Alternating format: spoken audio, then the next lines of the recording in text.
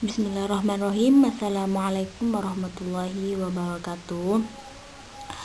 Alhamdulillahirrahmanirrahim. Assalatu wassalamu ala asyrafil anbiya wal mursalin Sayyidina Muhammad wa ala alihi wa sahbihi ajmain, amma ba'du. Alhamdulillah teman-teman, kita pada kali ini bisa mengikuti kuliah daring. Nah, di mana di sini saya Miratul Fitriah NIM 1807211002000. Saya akan menjelaskan tentang definisi dan dasar hukum koperasi konvensional dan koperasi syariah. Baik, kita akan simak penjelasan berikutnya. Demi menyingkatnya waktu, saya langsung akan menjelaskan tentang definisi koperasi konvensional dan koperasi syariah di slide berikutnya.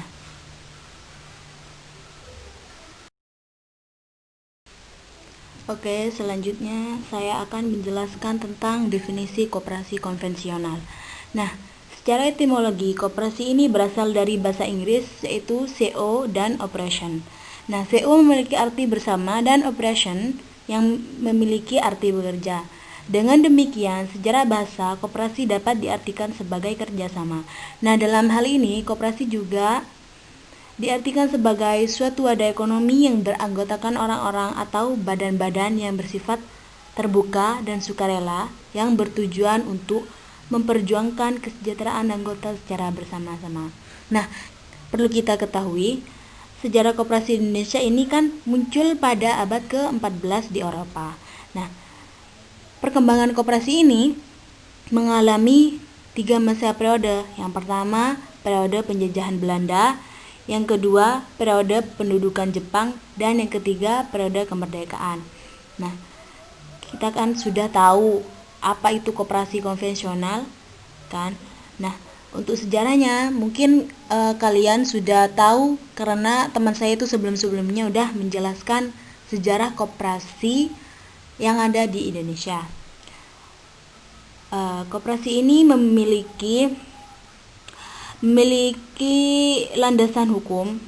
Maksudnya ini landasan koperasi, yaitu ada landasan idil, landasan struktural, dan landasan gerak, dan juga ada landasan mental. Nah, berikut prinsip-prinsip koperasi. Prinsip-prinsip koperasi di sini itu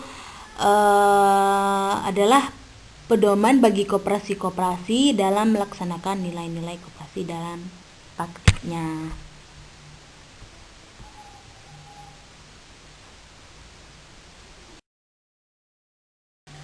Baik, di sini saya akan menjelaskan tentang definisi koperasi syariah. Nah, koperasi syariah secara teknis dapat dikatakan sebagai koperasi jasa keuangan syariah, yaitu koperasi yang prinsip kegiatan, tujuan, dan kegiatan usahanya itu berdasarkan pada syariah Islam, yaitu Al-Quran dan As-Sunnah. Nah, dapat dikatakan juga pengertian koperasi jasa keuangan syariah itu adalah koperasi yang kegiatan usahanya itu bergerak di bidang pembiayaan, investasi, dan simpanan sesuai pola hasil atau syariah. Nah, apabila koperasi memiliki unit usaha produktif simpan pinjam, maka seluruh produk dan operasionalnya itu harus dilakukan dengan mengacu kepada fatwa Dewan Syariah dan Ulama Indonesia. Berdasarkan hal tersebut, maka koperasi syariah tidak diperkenankan untuk berada dalam bidang-bidang yang di dalamnya terdapat unsur-unsur riba, maisir, dan gharar. Di samping itu, koperasi syariah ini juga tidak diperkenankan melakukan transaksi-transaksi derivatif sebagaimana lembaga keuangan syariah lainnya juga. Nah, oleh karena itu, secara garis besarnya ini, koperasi syariah itu ya tidak jauh berbeda lah dengan koperasi pada umumnya. Namun, seperti kita ingatkan kembali, bedanya itu koperasi umum dengan koperasi syariah itu yang membedakan itu adalah produk-produk yang ada di dalamnya. Produk-produk yang ada di dalamnya itu diganti sesuai dengan nama dan sistemnya, yaitu secara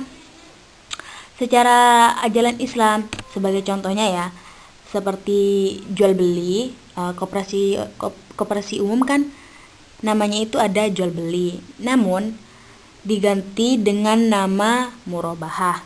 Nah, Seperti juga contohnya simpan pinjam. Dalam koperasi umum kan itu namanya simpan pinjam. Nah, kalau di koperasi syariah itu diganti dengan namanya mudharabah. Tidak hanya perubahan nama juga sih, tapi sistem operasionalnya itu sistem operasionalnya itu juga diubah sesuai dengan syariahnya begitu.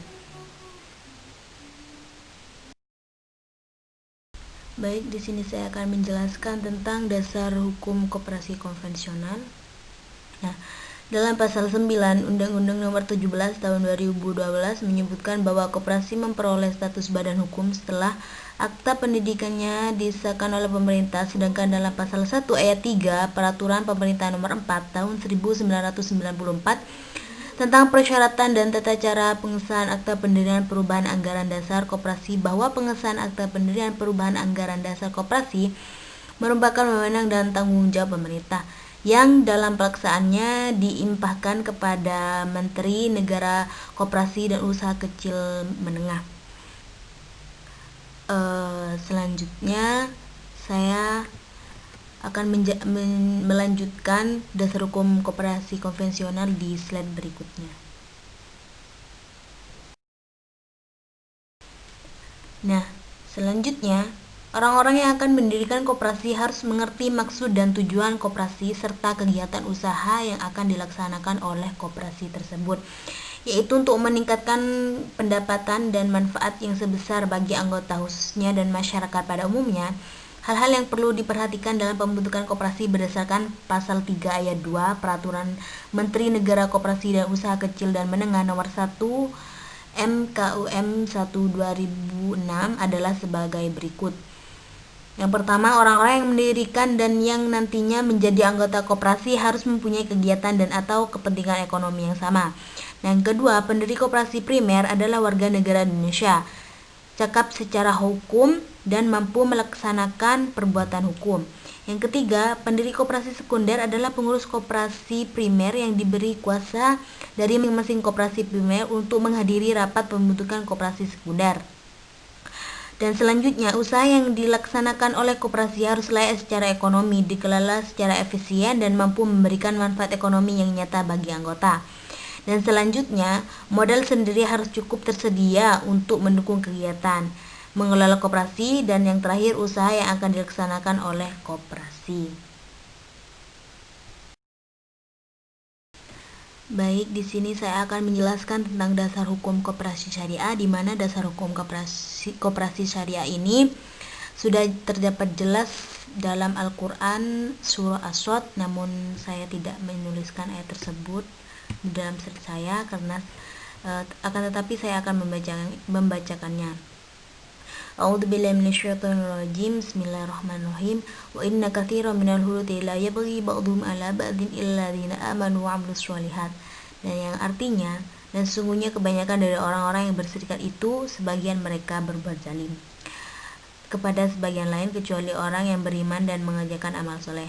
Nah, ayat tersebut menjelaskan bahwasanya dalam berserikat terkadang terdapat niat yang menyimpang dari aturan berserikat.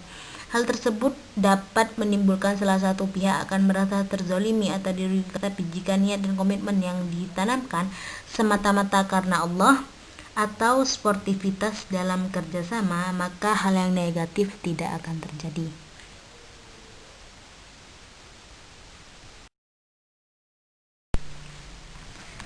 Sekian dan terima kasih atas perhatiannya. Mungkin hanya itu yang bisa saya sampaikan. Untuk pertanyaan kalian bisa tanyakan untuk season selanjutnya. Kurang lebihnya mohon maaf. Wassalamualaikum warahmatullahi wabarakatuh.